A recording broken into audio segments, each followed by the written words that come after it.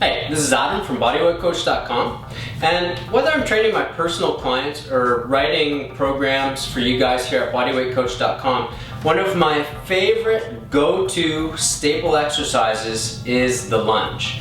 One of the reasons is the lunge requires that you recruit a lot of muscle mass, so you get a lot of work done in very little time. So it's a very efficient exercise.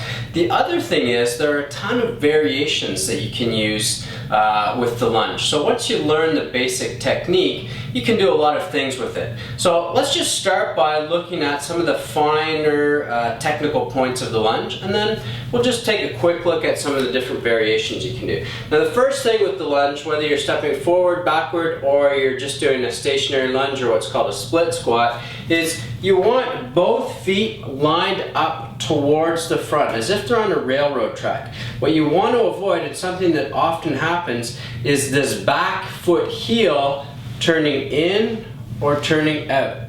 So you want to keep those feet on railroad tracks towards the front. The other thing that you want to think about is as you step out or step back into your lunge, your hips are lined up pretty much between your 2 feet. And you don't want to drive them forward, but drop them down, okay? And then as you drop your hips straight down towards the ground, your back is staying vertical. You can even stick your chest out a little bit to help you get that good alignment.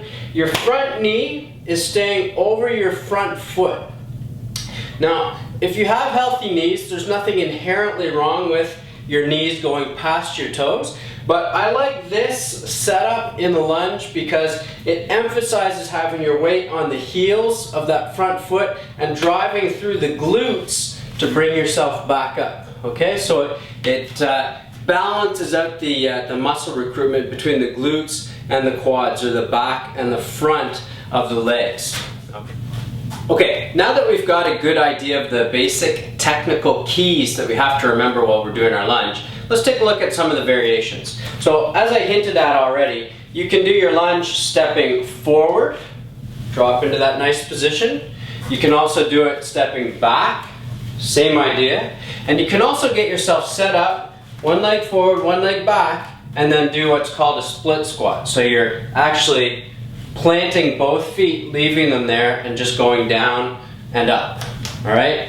The other thing you can do, once you get comfortable with the different variations of the squat, is actually turn it into a squat jump. So you're changing foot positions in the air. Other neat things you can do to add variety to the lunge are actually recruiting some of the upper body musculature a little bit more. And one that I really like is the touchdown lunge, or the Y lunge. So what you're doing basically is, with straight elbows, you're bringing your arms up into a Y position. So they're going out at about 45 degrees on either side. What that's going to do is recruit the muscles of the upper back, and especially the lower traps that are often a little bit dormant in our fairly sedentary lifestyles. And then just holding that there, drawing the hands as far back as you can, keeping the arms locked out. You're going to step forward into your lunge, drop down into it, and not let the arms come forward. So you're pulling the biceps back in line with the ears, stepping back out. And you can do that with the forward lunge, and you can even do that with the jumping lunge or the split squat. Now another thing you can do that's kind of fun is, as you step out into your lunge, you can have some kind of weighted object, and you can actually time a movement of the arms with the movement of the legs. So as you step out and drop down, you curl the weight up to your shoulder and back to starting. Okay? Do that with either side. Now, if you want to take that basic movement and make it even more dynamic, you can add something like a club bell or a kettlebell into the mix. Starting from your rack position, you can actually step back into your lunge and up into the rack. So you can see this adds a lot more timing and coordination into the movement and allows you to get a real full body workout. So that's really just the tip of the iceberg. There are so many different variations you can do with the lunge.